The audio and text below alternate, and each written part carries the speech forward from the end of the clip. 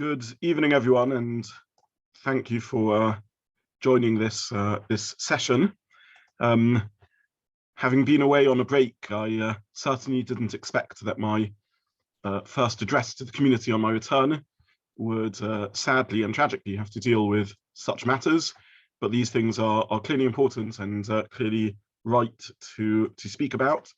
Though it is good to see everyone and to be back now in London after our break and to be able to reconnect with the community. I think over the last few weeks and perhaps a little longer, all of us have been horrified by the terrible,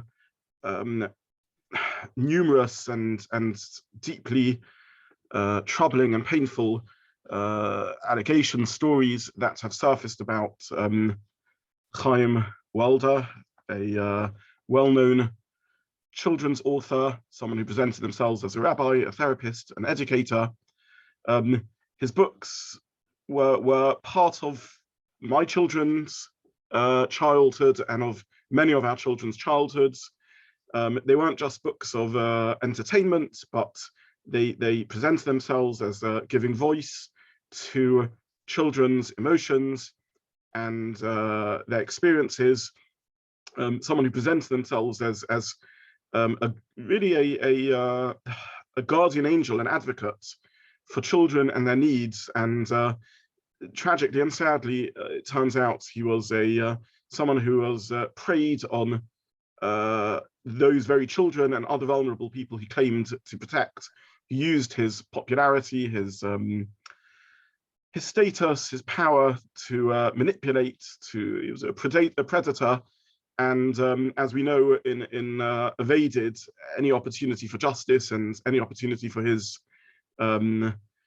victims to see him in court and confront justice, denying his victims really of closure through his final act of suicide.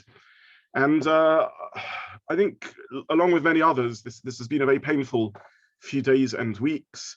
Obviously, and primarily the pain of his victims, many of whom had been silenced for years, lived with fear, with dread, with shame, with devastation, and often not receiving the support or the recognition they deserved. And perhaps we've also had to start having conversations with ourselves, with others, with our children, with our grandchildren, about what's happened here and how we process it. And also, perhaps it's raised again the worry that we all face as parents, as grandparents, as parts of the community. How can we keep our children safe? I want to speak this evening about how we process the failure of role models and lessons that we can and should learn communally and personally from this story. I also want to talk very practically about how we talk to our children about this and how we protect our children. And I would also hopefully give some time for questions at the end. While I'm speaking, I won't take live questions, but if anyone wants to present questions via the chat, they're welcome to do so, and I'll do my best to have a look at them periodically, but otherwise I will take questions at the end. But before I start speaking about what I will speak about, I want to speak about what I'm not going to speak about. And actually, this evening is not primarily about Walder, about Chaim Walder. I didn't put him in the title. I didn't mention him in my email. And I think it's important for us to realize that the attention really isn't here on this terrible man. Our primary focus should be about his victims and about these sorts of crimes, this sort of behavior, to use this terrible and shocking story to educate ourselves, our communities, our children, and re-engage with this issue and relook at it. Firstly, and most importantly, to use this as a chance to offer unequivocal support for his victims, and obviously, if we are in a position to so do, see if we can help unburden any trauma they have been through, and in general, rally against this type of abuse. we should, as I said, switch our conversation away from Chaim Walder and towards his victims and the issues of child abuse in general. We're not meant to stand idly by. We're meant to respond and use this as an opportunity both to protect and hopefully save others, recognize and acknowledge and support those who have been abused, and learn some lessons from this. I certainly don't want to talk about who said what. I don't want to go into detail of standards of evidence, journalistic standards, different approaches that the police in Israel took or should have taken or could have taken, the different botei din and how they operate, the nature of rabbinic leadership in Israel. I don't really feel that this is what particularly I want to use the valuable time I have this evening to focus on. In principle, this isn't really about one demographic, whether Jewish or non-Jewish, or a particular hashkafic color in the spectrum of the range of hashkafa. There are important questions to ask about process and how I handle and do process and media, but most of us are not members of the police, we're not journalists, we're not judges, we're not dayanim, and therefore I don't want that to be the primary focus of what I speak about this evening. I also don't really want to focus on other communities and how they behave. There's important and relevant communication, thoughts to share about the sociology of different communities and cultures and how they operate. But this isn't what I want to focus on this evening. And in truth, every community and every society, unfortunately, has its monsters.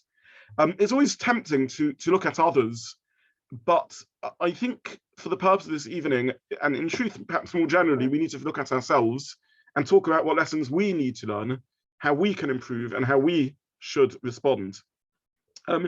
Much of what we know is secondhand. It's based on internet news sites, in many respects hearsay rather than facts. But equally, we have to make intelligent decisions and respond accordingly. And we have to recognize that with so many allegations accepted by so many credible people, credible journalists, credible rabbonim, and so on, we have to assume and act with a presumption of responsible acknowledgement of guilt. Obviously, there's a difference between how a court needs to operate and how we need to behave outside a court. Obviously, a lone allegation made about a person whose reputation is untarnished is one thing, but when one has dozens of allegations, many of whom have testified in front of botei din, spoken to journalists, many of them date back decades and others more recent, when overwhelming evidence has come to light, when it appears that something was an open secret waiting to blow up, it's appropriate for us to take these allegations with full seriousness. In a halachic sense, without a psak from Beis Din, or a legal sense, without something gone to trial, how are we meant to relate to this? Well, halacha has a series of categories which are more nuanced than just black and white or guilty or not guilty. It certainly has a category of lochash mubaya. One ought to behave in accordance with a suspicion of truth, and at a certain point, common sense clicks in halacha. Something becomes devorim nekorim, self-evident matters. It becomes huchzak, a sort of chazaka, presumption of truth, and certainly a level which crosses the line of what the Gemara refers to as sani shmuani, someone who their reputation has become bad, and therefore when there's a preponderance of circumstantial evidence, it can become beyond reasonable doubt. The Gemara in Moed Katan talks about this in Daf Yud Zayin Amud Aleph. Hahutzova me'Rabbanon, there was a young Torah scholar who, his reputation became bad, and the authorities at the time excommunicated and responded in line with that preponderance of reputational evidence and circumstantial evidence, and it's appropriate for us to respond accordingly. As I said, I do want to speak about how we process the failure of role models and what we can learn, but I want to start by stating what I think is obvious. As I said already, firstly and most importantly, the victims have to be our priority. Unfortunately, there will always be terrible individuals, And our primary job is to support the victims, to make sure that we put an end to the honouring of abusers, honour which obviously hurts victims so terribly, and that going forward we protect to the best of our ability people from abuse. We need to recognise that the suicide, in many ways, his suicide, in many ways, was an additional trauma for his victims, an extra act of abuse, a narcissistic act in which he continued manipulative behaviour. And we also need to recognise that when one suicide occurs, it can trigger other suicides, and we need to be there, obviously, to support those who are affected. I think it's also need not be said that it is obvious that there's an obligation to report abuse to civil authorities. This is the only way it can be stopped. Rabbonim, Botei Din do not have the civil ability, the police ability, the ability to investigate and inquire in the manner that is needed, and ultimately to take the steps needed to protect. The Shulchan Aruch and Choshen Mishpat, Shin Pei Ches is clear that when in a situation where the only way one can stop an action happening is to report it to civil authorities, this is what one should do. This is not Lashon Hara, and again, I think this is obvious and should not need to be said. This is Yehorik Valyava. This is saving lives, Lo Samid Amreacha, not standing by the blood of our fellow human beings, and obviously we need to speak out. The Sefer Hasidim points out that the pasuk says Lo Selach Rochil, one shouldn't bear tales, and the continuation of the pasuk is Lo Samid Al Dam Reacha, don't stand over one's brother's blood. And the Rishonim Ramosh Mekotzi in the Sefer Charedim in Chafdalad Lamed Ches says that Lo Selach Rochil, one shouldn't bear tales. However, if one hears about someone who poses a danger to someone else, Lo Samad Amreacha, don't stand idly by. The halachas of Lashon Hara are of the idea that Lashon Hara somehow means one can't say something is simply incorrect. The Pischi Teshuvah, written by a very early authority, Rabbi Yisrael Isselin, in Orach Chaim Kuf Nun Vav, he says more, I'll read his words, V'ro'isi l'hazkipoi, Asher kol sifrei musa, hirishu ha'olam ha'lochon avei Lashon Hara, all the great works of ethics, stir up the world correctly about the sin of Lashon Hara. But I think we need to stir up the world to the opposite. Avon Godel is a greater sin than Lashon Hara, and more frequent. And this is someone who holds themselves back from speaking in a case of need, to stop one defending victims from their oppressors. So it is clear that reporting abuse, talking about it as is necessary in an appropriate manner is halachically the correct thing to do. Now, that doesn't mean that needless gossip and a pleasure in talking about the latest tabloid headlines is correct. It's human nature to respond with talk. It helps us process things, it alleviates confusion. However, it can also lead to a sort of a delight in righteous indignation and a sort of smug feeling of, well, we're better than that. And generally engaging in finger pointing, communal finger pointing, often doesn't actually allow real change to occur. We need to think calmly and maturely and sensibly about the relevant issues so that we can make the correct changes that are needed. Embarrassing someone, again, is not a reason not to speak. This is, again, clear in the postskim. It is obvious that if there's suspicion of something that's gone wrong, could it be that an employer or someone who suspects theft isn't allowed to take them to court so as to avoid embarrassing the person who is engaged in theft? Again, this is not correct. This is not in line with halacha. It is appropriate for us to step forward and defend those who need defending. So I think these points are obvious. I've been asked in the chat, and I was going to address this. What do I think about his books? Should his books be kept? I want to tell you, ladies and gentlemen, that in our own home and in the shul library, over a month ago, several weeks ago, when the allegations first began coming to light as published by the journalists, we removed his books. Why would we want someone of this ilk to educate our children? We're not talking here about a history book, or as someone wrote to me today, a therapist in the community, a book about gardening or cooking or archaeology.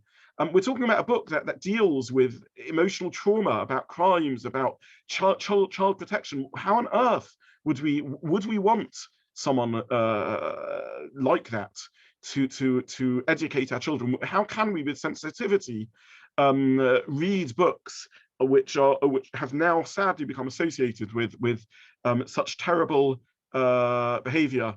Can a person like this be an author for our children, a role model, someone we want imparting to our children information? This is, to me, clearly and obviously, these are not appropriate books for us to keep and to use anymore. I think also it needs to be said that it should be an expression of empathy to his victims, for them to see that we're still seeing him as a role model, as someone who's celebrated as an author. How can we celebrate someone's name who has been associated with this? I think it's to my mind, it is inappropriate to do so, and I don't think we should hold on to these books. As far as I know, someone has asked, they do not have a Torah content which would require disposing of them in Geniza. So these are points which I think should be clear and obvious. And I just want to reiterate again, if someone claims that Lashon Hara, that Masira, that embarrassment are reasons not to go to the police, not to go to the courts over the situation, something either has been deeply misunderstood about the facts of the matter, or a distortion of Torah. This is not Torah, and this is not what Halacha says. How can this have happened? How can someone like a Walder figure, who wrote for children, who counseled children, and yet do such damage in such a way? And what lessons can we learn from this? There's a lot to be said, and this is a complicated area. Unfortunately, there are such patterns, and I think we're aware in the UK with the Savile story and others of people who use their position and their skills and their talents to improve their ability to be predators. Perhaps it's easier to understand that a person who can communicate and knows how to connect is able to manipulate and abuse in this way than someone who doesn't. And often people actually choose careers and choose such interactions as a way to put themselves in a position of ability to abuse. I think obviously we need to differentiate between the Torah and individuals, and we need to recognize that unfortunately, no matter what the values of the Torah are, individuals don't always live up to those values. Demonizing others can sometimes, as I said, be a distraction from making our own personal accounting, allowing us to feel holier than thou, and therefore overly belaboring the point about any individual failure, in a sense, is missing the point. We also shouldn't teach our children to exaggerate, and I will go back to this later, and to see the world as full of monsters. We need definitely to deal with this calmly and dispassionately. I do think, though, perhaps when we're dealing with a famed individual, this reminds us to think about who are our role models, who do we learn from communally and personally. And I think so often we choose someone and we promote them to being a voice of authority just because they perhaps put themselves forward. Perhaps they are a good and gifted author, a talented speaker, blessed with great charisma, very popular. But do we ask ourselves, what accreditation does someone have? In his case, he wasn't a therapist, he wasn't trained. Just because something goes viral and it gets passed around, does this mean that this is actually the most sensible and best message to be given? Empty vessels make the most noise. Not always those who put themselves forward and make the most noise are those who have the most insight to offer. And I think we need to get into the habit of asking ourselves, and again, what are someone's credentials? What is our trust of their insight based on. It's ironic that even in this story here, there's so much that's being shared, some of it from individuals who quite frankly are not able to offer insight themselves and have no ability to do so. And we need in every area of our life to ask ourselves if we trust someone based on what. We can't just rely on intuition, on what makes us feel uncomfortable or comfortable. Unfortunately, with skilled predators who groom, as perhaps occurred in his case, people don't feel uncomfortable. They've worked out a way to perhaps not even create discomfort in many of the people with whom they interacted. Before we go on a parenting course, on seek marriage advice, a mental health advice, support, ask ourselves, what is the accreditation of the person we're turning to? What do we know about them? And what trust have they run? And this applies in every field, including in rabbinics. What semicha does someone have? What qualifications do they have? Are they talking about areas beyond their range of competency, whether in Torah or outside Torah? We need to be critical consumers. By that I don't mean that we needlessly criticize, but that we're intelligent and thoughtful about who we turn to. And just because someone puts themselves out there doesn't mean they are trustworthy, particularly nowadays, where perhaps the person who is fastest off the block and gets a talk out or a video out or a message out the quickest is often seen as the wisest and greatest authority, and that's not always the case. We live in a complicated world. We need to ask our mentors, we need to ask the people we speak to what policies they follow, what supervision they have, what oversight there is, what protection they've put in place. We need to be conscious of that. Several years ago, I sat across the table from an esteemed educator in our community. And he said to me, he said, Rabbi Zobin, we live in a world in which we are sadder and wiser than we once were. And he said, I look at you and you look at me, and we like each other, we're friends, we're colleagues, we're co-educators, and yet we need to know that we ultimately don't know that much about each other, and we can't 100% be confident. We still need to check what policies is the other one following, how is the other one behaving, are they behaving in line with guidance and guidelines, or are there indicators here that should be ringing alarm bells? I think we need to be conscious of charismatic leadership and personality cults. We need to seek out supporters, mentors, Rabbonim and Rebbitzins, educators who try to empower us rather than minimize our ability. If it's a leadership based just on personal charisma and magnetism, that's not a guarantee of genuine spirituality. One has to look for care, for compassion, for good midas, for modesty, for the ability to admit what is known and what isn't known. The Gemara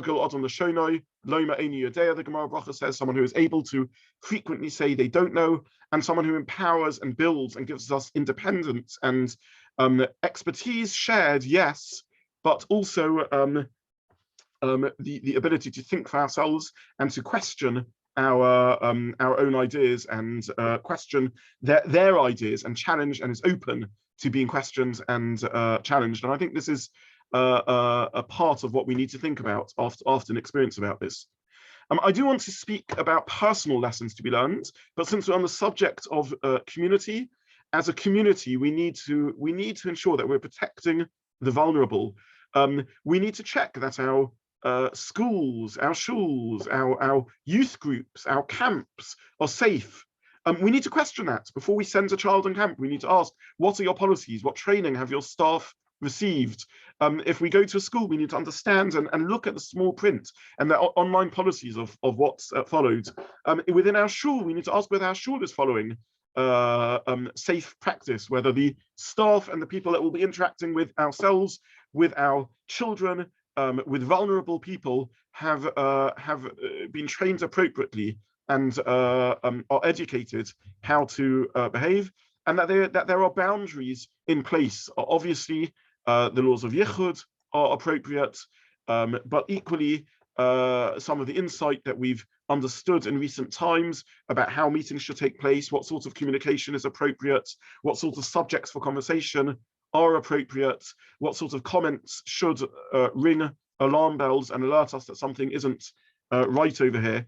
and we should, this isn't a question of distrust. This is a question of common sense and acceptance that even great and genuinely sincere and good individuals can slip and can fail, and we need the systems in place. We also need systems of transparency and clarity, and we also need to learn to believe the victims. And so often victims are questioned and challenged in a way that isn't appropriate, and the hurt caused to victims when they feel their voice isn't heard is unbearable. Part of the complication, some of the insights we've learned over the last few decades around this area, is that this isn't an area where we can just use our intuition. Perpetrators can be very convincing, and it needs specialized expertise to understand and work out and realize what is going on. Several years back, I was involved in a terrible case of where there was abuse that was taking place in a particular setting within the community. And the abuser, who was someone I saw around, was someone who every intuition I had told me that this person was an elevated soul. This was an individual who appeared to literally have their head in the heavens, was someone who seemed to walk amongst the angels. And every instinct I had and every intuition I had told me this was a certain sort of person. And I can tell you, in truth, this man was animalistic in the extreme. And we can't trust our intuitions on these matters. We need to have professional advice about this. These people in their worst can be manipulative and misleading. This individual called me up on Erev Rosh Hashanah, and he told me, I'm not moichel you, I don't forgive you for what you did to me. Someone who can turn on an Erev Rosh Hashanah and try and squeeze guilt out of those who are involved in bringing this person to justice. We need to understand, when these stories come out, when victims make allegations, they aren't seeking exposure very often. It's not something they do easily and gladly. There's often a great deal of shame associated with it. It's very painful and difficult for people to speak about these. Pierre, have you finished? They often don't speak for decades or years because they find it so hard to speak. And we need to take seriously when an allegation comes out. And again, I'm not saying that every allegation is true, but we need to realize that very often, actually, the majority of people who confide that they were victims of sexual assault are not lying. They don't have a motive to lie. There's no gain often to do so, no honor in it. They'll often just get further disbelief and abuse and distrust. They have no reason to put themselves through it. When allegations like these are made and taken seriously by the dayanim involved, by the courts involved, by the journalists involved, it's because they're hearing not one person's story, but the same story multiple times with patterns of behavior. Details are checked out. Someone may talk about what the perpetrator's home looked like 20 years ago. They may talk about what their car looked like 15 years ago, about locations 25 years ago. And these are details that can be checked up and investigated and looked into. And no one this isn't a conspiracy where people have plotted for 25 years to get someone and are able to give evidence about what happened, what something looked like, how someone appeared decades back. So we need, as a community, to take these allegations seriously and realize this isn't something which is just said casually and shouldn't be treated with the respect it deserves. And when victims feel that their allegations are just being dismissed, that the pain is indescribable. But I want to move on from this and talk about, how do we talk to our families about these things? How do we protect our children? And the truth is, as much as I'm talking about the charismatic abuser, the stranger danger that perhaps we used to talk about in the past, in truth, this is missing the point. Most abuse, tragically and sadly, involves family and friends. Studies show that it's more common for abuse to occur within a family and intrafamilial. When we focus on separating genders in therapy, when we focus on yichud even, and I mentioned yichud before, These are important points. They're legitimate points, but actually they're missing what's often the most problematic area. The painful and sad reality is this can be a family member, can be a trusted individual, and unfortunately often is, statistically, more often than not. Someone just sent me a message, and yeah, it's important to add, large proportion of sexual abuse takes place within the home, and not just by extreme sexual predators. Absolutely, we're often on the lookout for the weird man in the park, and we lose focus on where the majority of abuse is taking place. Absolutely. When I was a child, a lot of focus was on stranger danger, on the weird person in the park. Unfortunately, over time, it's become clearer to us that this isn't the case. So we need to teach our children to be able to speak, to be able to confide. And we need to teach them that as much as they have derech eretz for their teachers, as much as they have derech eretz for family members, as much as we don't want them to speak lashon hara, reporting abuse and inappropriate behavior is the correct thing to do. And we have to do this because the quicker we can find out about something happening, the more we can minimize the possibility of harm, and the quicker healing can take place. Teaching children about stranger danger is not the best way to keep them safe from sexual predators. In the vast majority of sexual abuse cases, the unfortunate offender was someone known and often trusted by the victim's family, and may have invested an enormous amount of energy into creating this image of being someone trustworthy in order to have access to children. So I want to speak about what we should tell children. I want to already say, though, at this point, that the focus on putting the responsibility just on children is one that needs to be looked at, and we will look at it later. One of the critiques and limitations of child safety programs is they put a lot of responsibilities, perhaps too much responsibility, on the children, and then the responsibility needs to be on us as adults also, and I'm going to speak about that in a few moments. But for now, I do want to speak about what should we tell our children about, and how do we speak to them? And the first thing to say is this isn't just about the conversation, the conversation about abuse, that one-off conversation. It's about the atmosphere at home.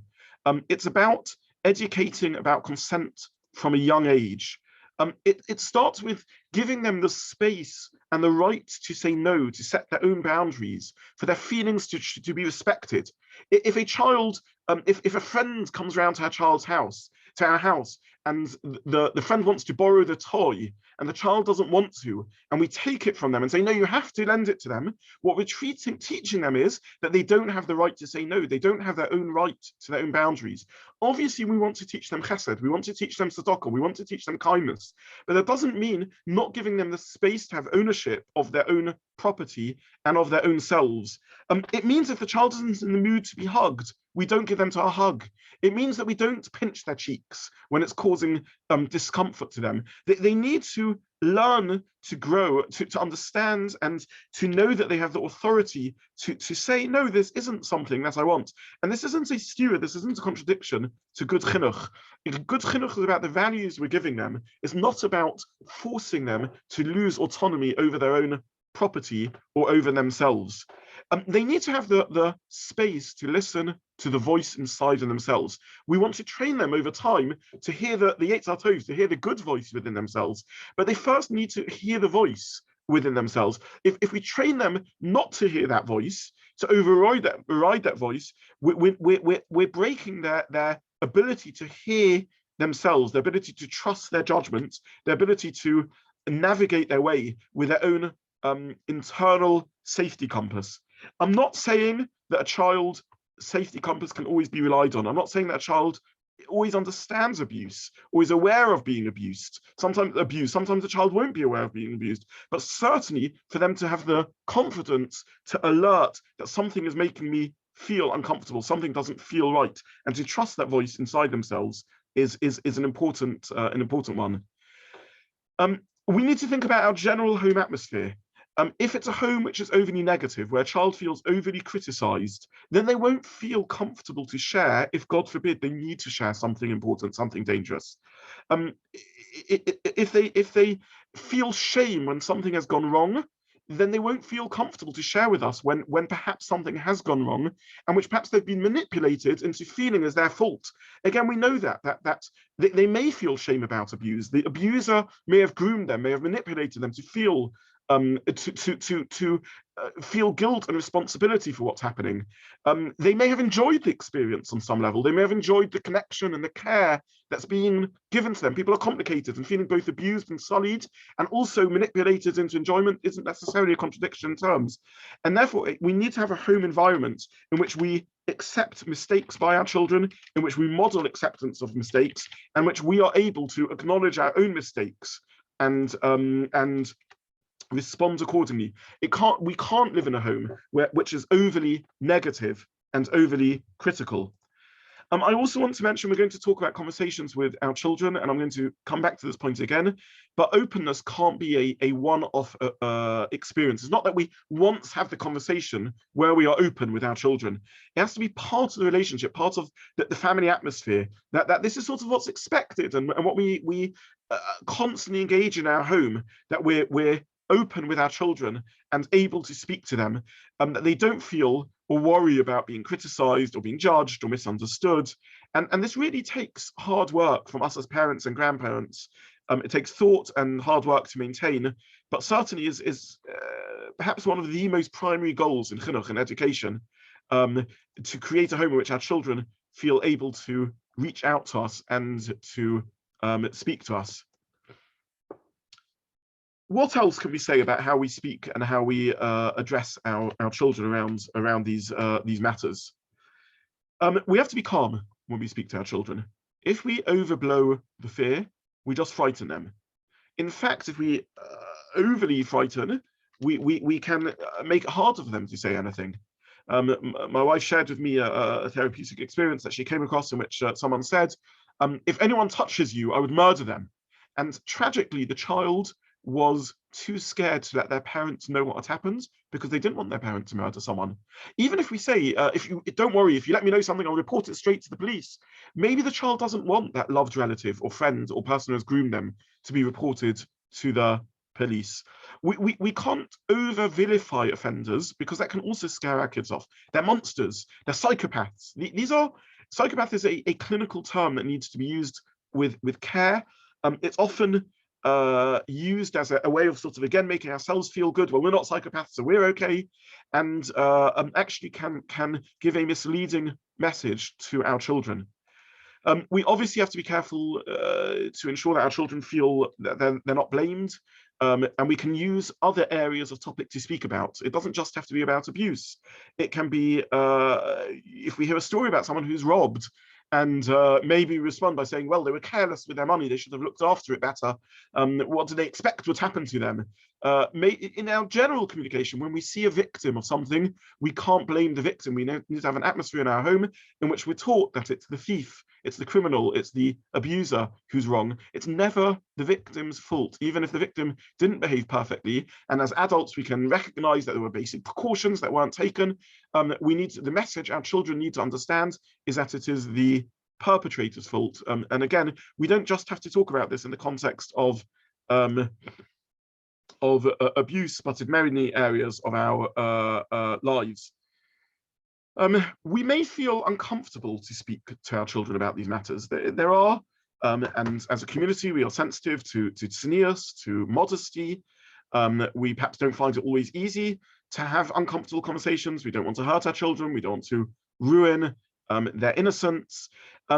First of all, we should know that our children are more aware of what's going on than we might think. Just think back to our own childhood and what we knew and didn't know.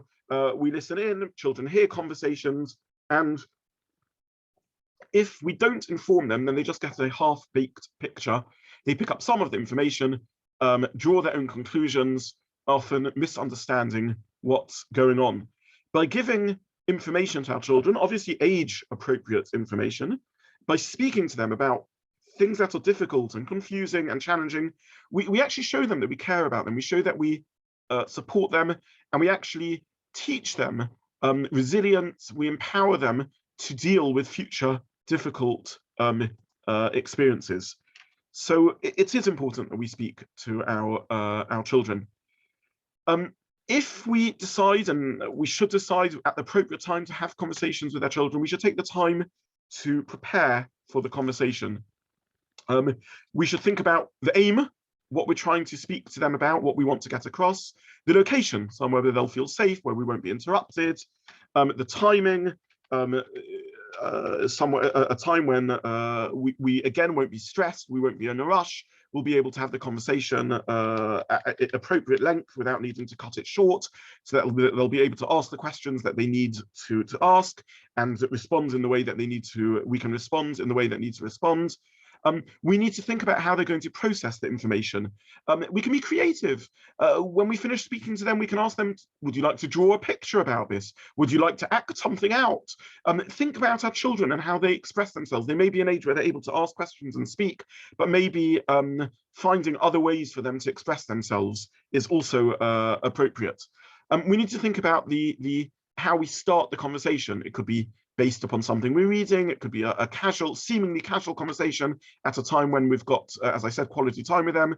Sometimes it can be comfortable to be doing something else at the time. We maybe are baking a cake with them or driving in the car, and that could be the most appropriate way to start the conversation. We can acknowledge that this isn't comfortable and help them feel comfortable about it. We need to encourage them to talk openly. We need to show we are listening. So we're not interrupting them. We're not, when they're speaking, we're respecting them so that they have the ability to speak in turn and respond, that they can run the conversation at their own speed and time and pace and process it in the way that they are able to do. They may respond in a manner that shocks us. They may say, yeah, I know about this, or I've seen about this. Again, us being able to stay calm and avoiding shock and embarrassment is important. And ensuring that if they have further questions or want to talk more about this, that they have support in place. Maybe schedule a follow-up session so that they can discuss and follow up on this discussion. It's important that we use the correct language, that they understand the terminology. We shouldn't use euphemism that's going to leave them unclear about what we're talking about. Again, this is no contradiction to tznius. Obviously, it needs to be age appropriate and in a manner that's right for them, but we need to speak clearly and obviously get our facts straight. If a child asks something we don't know the answer, then we can say we don't know, we'll look into it. We shouldn't be giving them obviously misleading information. Again, I want to emphasize that this isn't just about having a talk. This is about numerous ongoing conversations, multiple conversations over time. Look, when our children act out of turn in other areas, when they misbehave in another way, when they don't go to bed when we told them to go to bed, when they didn't wash behind their ears, when they run into the roads and don't check for the cars, we have no qualms or issues with repeating the message again and again. And this is exactly the same thing. This is just as important an area of safety, and therefore there's no reason that the message should only be given once. What information should the message contain?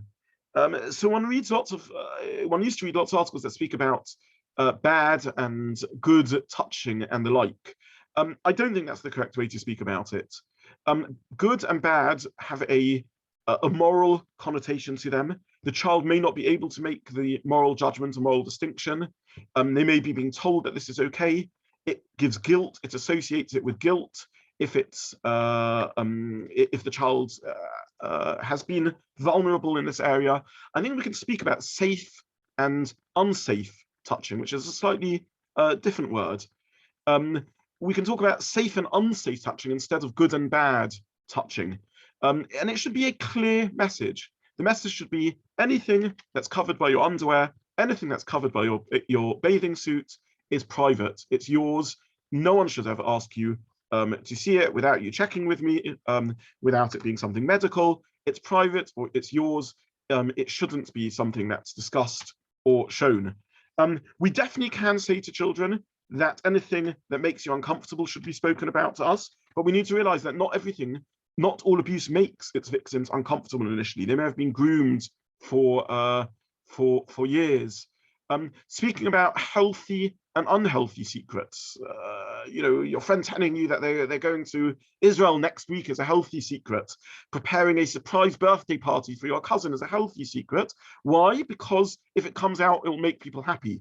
But a secret, which if you think people will know about it, will make them unhappy, is an unhealthy secret, and again, is something that should be spoken about. And again, speaking to our children about that. Having our children know that they don't just have to come to me if something is bothering them. Obviously, we would want to encourage them to come and speak to us, but they may not feel comfortable coming to speak to us. Abusers might tell them that they shouldn't speak to their parents about abuse, that it's dangerous for them to speak about abuse. Talk to them about other people they can speak to. Make a list of other people they can speak to, so that they have a handful of people they can turn to and know they can speak to if they're not going to go and speak to their parents about that. As I said, this needs to be age appropriate, and somehow in our minds we often think that this is all about, only when it's appropriate and comfortable to talk to them about sexuality is it appropriate to have these conversations. That isn't correct. This isn't the conversation about intimacy. It's teaching children that no one should touch them in any areas where underwear or bathing suit covers. They should never touch anyone else in these areas. And equally, they shouldn't see or be shown anything in these areas. It shouldn't just be about touching. It should be also about exposure to pornography.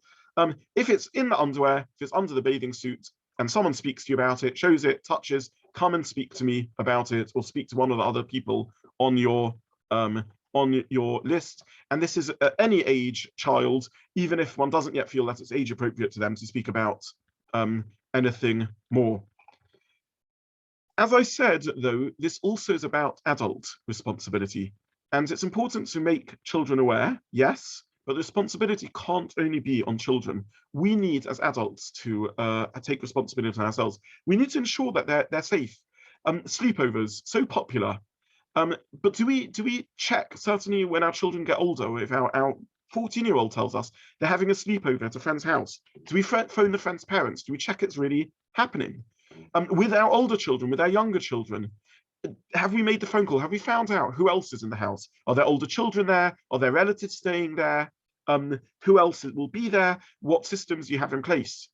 If our children are asked to babysit somewhere, we need to ask the questions: who's picking them up? Who's taking them to babysit? Who else will be at home when they're babysitting? Who do we use as babysitters? Is it just a name that we found on some communal WhatsApp group, or is it actually someone that we know? A Shabbos guest who we've had a couple of times in our house, does that mean we know them? Does that mean that Shabbos afternoon, if they offer to play with the kids, we can go up and get our afternoon shluch and leave them as responsible? Obviously, make sure that the laws of yichud are always followed. But as I said, it's not just about yichud. It's also about researching, questioning, turning up unexpectedly if our children are babysitting somewhere. And ongoing conversations, creating a home where our children feel trusted and have a chance to speak. A family get-together, numerous cousins staying together somewhere in a large house, in a hotel. We need to speak to our kids, sadly and tragically, and say to them, we love each other, but no one should go into any other person's room. Meetings should take place in public spaces. We need to ensure that our children are in safe spaces. And again, this doesn't mean that we're making them suspicious of everyone. We're not necessarily even going into details. It's just saying to the children, I don't want meetings to take place in bedrooms. An appropriate place to meet is in a public arena. And we certainly need to check and challenge, as I mentioned already, the institutions that we're connected to, the schools, the shuls, the camps. We need to know that they have regular training and policies for hiring staff, for training staff, for creating and maintaining say spaces, that they're accountable. We need to know that those systems are in place. I'll just pause and look at the chat because quite a bit has come through, and then I'll mention a couple of other things. I've answered a lot of these points.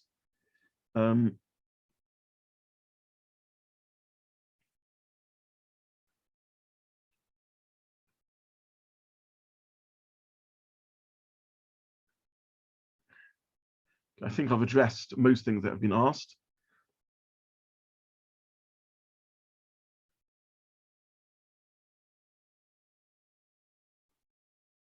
Okay. I'll just finish off then, and then I'll open the floor to questions and take some of the questions that have been posted, which I haven't yet covered. I think we also do need to educate ourselves about some of the common signs that may be as indicators that something has been happening with our children. And perhaps with that, I'll finish what I'm going to say and give time for questions, given that I've already spoken longer than I'd wanted to. We do need to know some of the common signs: unexplained changes in behavior, unexplained changes in personality, a child suddenly becoming withdrawn, seemingly anxious, becoming uncharacteristically aggressive, cutting themselves off from friends, knowledge of adult issues inappropriate for their age. Obviously, this depends on every school and every culture, but if in the context of their environment, it's inappropriate for them to know this. Running away, going missing, always choosing to wear clothes which cover their body, tensing up around a particular family member, a change of mood, they don't want to go somewhere, and object to spending time with someone. These things, again, all could be indicators of something going on. Again, most likely not. Most of the time, these aren't problems. But if these things are happening, and certainly if several of these things are happening, again, it definitely makes sense to look into and consider and wonder about whether there's something deeper that we need to be aware of. And again, it's tragic that we do need to have these conversations, but equally perhaps a bracha and a blessing that we are more aware and conscious of these things than perhaps we were aware in the past. I'll conclude the formal part of what I'm saying by simply summarizing. I emphasized again, it's not really necessary in this context for us to think about others and other communities. Our focus should be on ourselves, though I do see there are some questions about other communities, and I will address them. I spoke a little bit about processing the failure of a role model and us thinking more carefully about who we choose as role models, but equally accepting that, sadly, we have become aware that even those who have been role models in our past and are held up as figures of Torah values are not always synonymous with Torah itself. We spoke about lessons to learn communally and personally. We spoke about talking to our children and protecting them, and equally about the environment at home. This is a holistic environment, and about responsibility upon us as adults to ensure that we're providing safe space, that our home is safe, that our institutions are safe, and that we are educated and aware of warning signs, and also more conscious of what our children are doing, where they're babysitting, who we are using as babysitters, where they're going, what they're spending time doing, and that they are comfortable to speak to us. And if they're not comfortable to speak to us, they know who else to turn to and who to speak to. So I'll finish the formal part of my presentation. If anyone wants to ask any questions, please feel free to do so. Otherwise, I'm just going to work through the chat questions which have come up. I've been asked here, should we be mechazik in yichud, the halachas of yichud? Would that not have prevented a lot of what is occurring? And the answer is we absolutely should be mechazik in yichud. Keeping the halachas of yichud is very important, and we definitely should be doing that. Unfortunately, the halachas of yichud are not enough. Halachas of yichud are between opposite genders. Abuse can occur within the same gender. Abuse can occur within family members, and scenarios in which yichud doesn't seem to be immediately relevant. So yichud definitely important, but this isn't just, as I said, about others and stranger danger. It's a little bit about more than that. I've been asked about several people about Chief Rabbi Lau's visit to the Shiva. I'm not able to comment on that. But I don't want to speak about an individual. I'll speak about a fact. It seems to me that it is inappropriate for a visit to be made to the Shiva Bai family by a public figure, and visiting the family because of Walder's status as a public figure, since we now understand that he was a person who abused his place as a public figure. It's appropriate to visit an innocent family if one is a personal friend, and that's a different matter. I don't know what Rabbi Lau's relationship to the family was.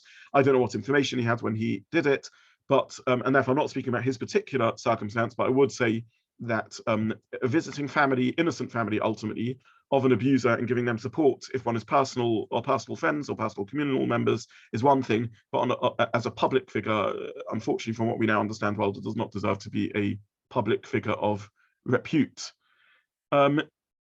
Is there a halachic rule comparable to the legal concept of innocence until proven guilty? Absolutely, there is. And as I said, halacha, like in secular courts of law, absolutely have that value. However, we are not courts of law, we are not botei din, and we need therefore to apply other rules. We're not really called upon to decide a situation. All we're called upon is l'meichesh mebaya, to treat an allegation seriously, to behave with caution as a result, to recognize that this is a person who a color de l'oposic, continual reports have come out about, and to use common sense and therefore behave in line with common sense. This isn't about a court or a legal ruling. This is just about us behaving sensibly and reasonably. Someone wrote they know of a local school who employ teachers without getting DBS. DBS should be arranged, and if you are connected to such a school, you should put every pressure on them to up their standards and act in line with standards. Does our shul have a policy to report abuse to the police, or would officials try to deal with it internally? Our shul has, and we are currently upgrading over the last few months our policies again. But thank you for asking that question. As I said, it's appropriate that questions are asked of our shul as much as any other shul, and our staff, for myself and Rebbitzin and Louise and Danny and so on, are DBS, and that's entirely appropriate that should occur. Though this is a wake-up call to all of us to continue to maintain standards. Though, as I said, unfortunately, a large proportion of abuse takes place closer to home than that. Someone asked about childminders and grooming and so on.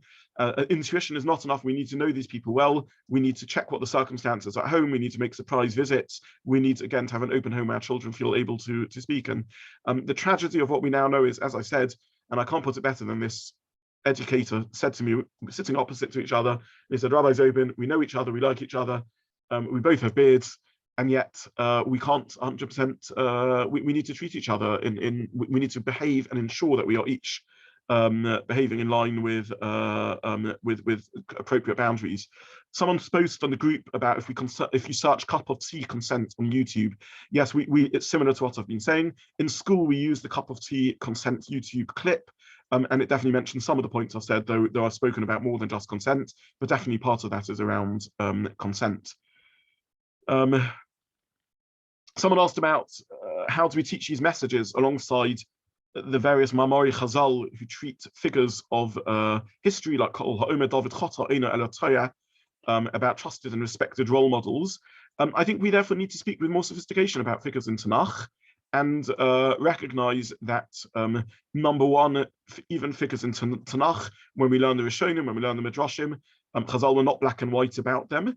And number two, we're not figures in Tanakh. We are live individuals, and we need to deal with the real individuals, not in a paranoid manner, not in a responsible way, but with care.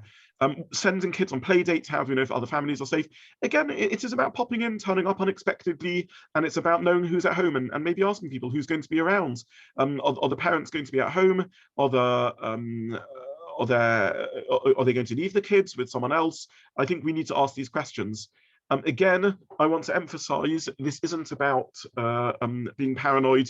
It's a multiplicity of tools that we need to have. We cannot ensure complete safety. We let our kids go out in the streets even though they can run into the roads, God forbid. We have to give kids space to do things, but equally we need to be careful, ask the right questions, and create an environment where kids feel able to speak openly. And hopefully with a combination of all of these things, they'll be able to be safe. Someone wrote a word of caution: the victim is not always right or justified. I've seen people whose careers have been blighted by victims who are in fact bullies. That is true. I'm not saying victims are always right or justified.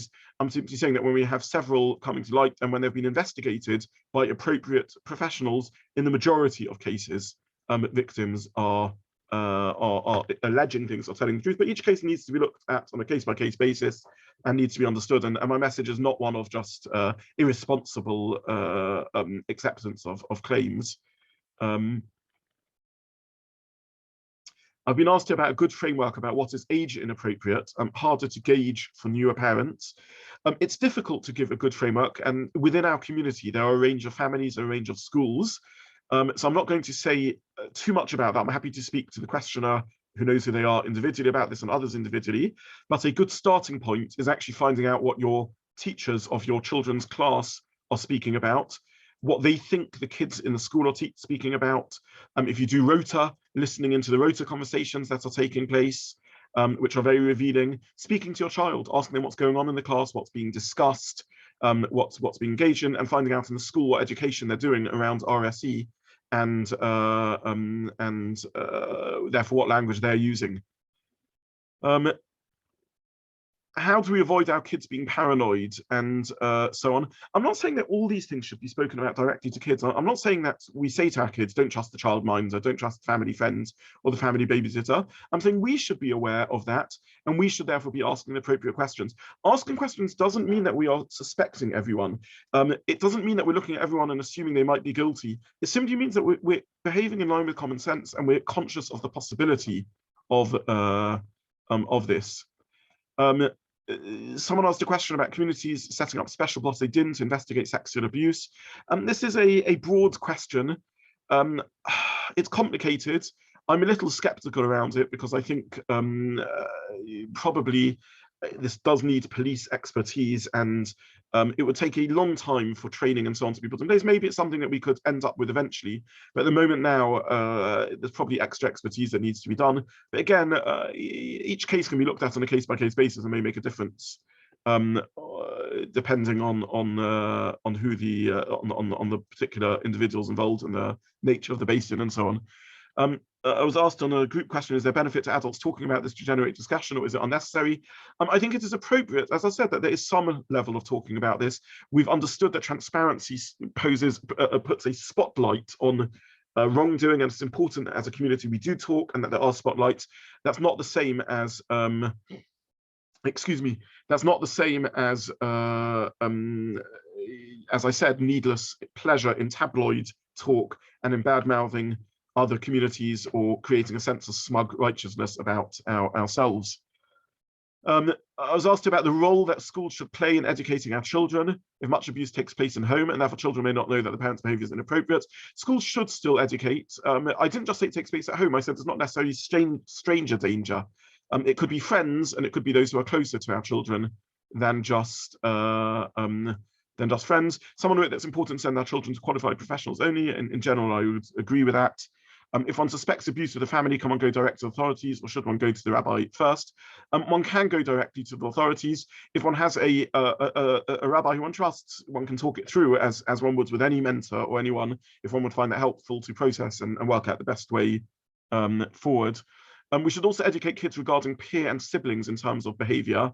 And sometimes they may have urges that they don't understand and may need to know what's wrong. That is correct. And this is part of a broader conversation with our kids at an age-appropriate stage about sexuality, about sexual drive, about the incredible bracha and beauty of that dimension of our existence, but also how it's a force that needs to be challenged and used in the right way. And this is both about how they behave, about navigating the years of celibacy and singlehood, until they are able to enter into a committed halachic relationship.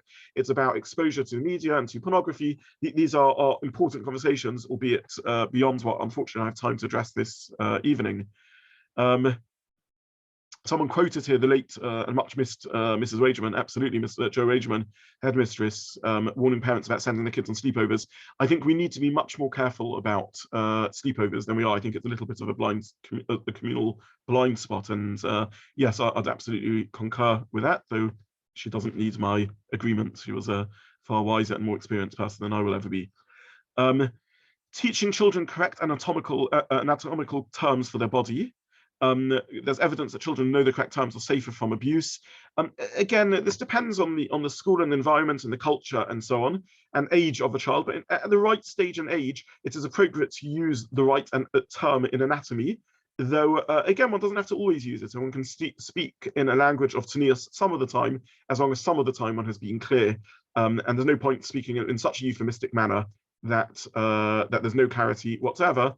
But one can also balance that with a degree of loshen tsunua. And I think, again, teaching our children how to balance professional talk and appropriate language with tznius is part of the lesson that's around this. I've finished my allocated hour, so I'm going to stop now, unless anyone wants to ask. I'm going to definitely stop the chat because I've been doing a lot of reading of the chat and therefore ended up effectively just continuing to talk. And if anyone wants to ask anything live, I'm happy to just stay on for a couple more minutes of questions. But otherwise, I will conclude. I'm not able to see everyone on the screen, so if you do want to ask a question, I may not see your hand being put up. So I'm happy if you just unmute yourselves and speak. But otherwise, I will stop here for this evening, and I will conclude with the sincere and heartfelt tefillah that first of all, we should never know such a tragedy again. There should be no tragedies. but equally that all of us should learn from these difficult experiences and hopefully try and bring something out that is positive and good. And finally, obviously, to express again our empathy and support with the victim. Okay, I will finish there, and I wish you all good night, and thank you again so much for joining. Thank you.